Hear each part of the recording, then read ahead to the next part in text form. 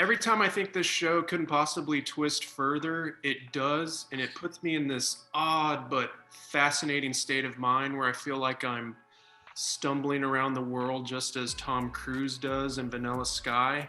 And I'm curious because you two are the ones performing these scenarios out. Does it at all impact your own psychosis and thinking? Is it causing you to do trippy things like dream in character and go down odd rabbit holes? I dream about these guys. You know, I had a dream where Dorothy was my mother, which was truly bizarre. I was just like, what? I woke up, I was like, yeah, wait a minute, she's not my mom.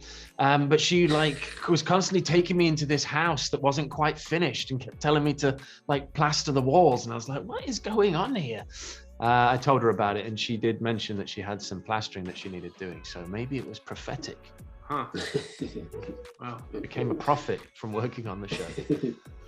Yeah, no, I think it does. It's quite hard to unwind after being on set. Like it's a very, I mean, the subject of the show is just very heavy. And I think also becoming a dad midway through, being forced to like kind of, you all of a sudden kind of taken into that world. And there's weird kind of parallels. And I think also the fact that when Wednesday is actually the same age now as Jericho, they're kind of in sync in this season. So like as Jericho is like learning to eat, so was Wednesday. So there was this weird kind of mirror that was quite disturbing. But yeah, no, it's a fun show. We have a lot of fun kind of offset, and which is definitely needed. Are you picking up any parenting tips from this material? Not so much parenting tips, but like equipment. I actually have the same pram as Jericho. So yeah, it's useful in that way, I guess. One aspect that I've always appreciated about this show is its symbolism, the dark poetic nature, and its ties to religion, which cause you to scratch your head as you're watching it, but also encourages you to do research of your own.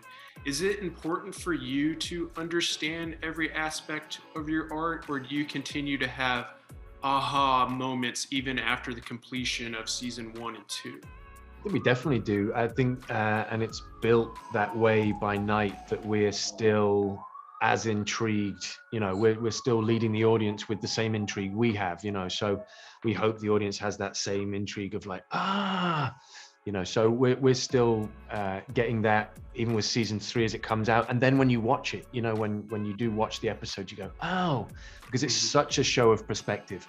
It's such a show of what Sean's perspective is, and you kind of read it that way. And even though we do a table read and we hear the whole thing worked out, it's still then performed with a lot more finesse on the day. So yeah, it's a great show, and you're still getting these questions. There's things I wish we'd go back to.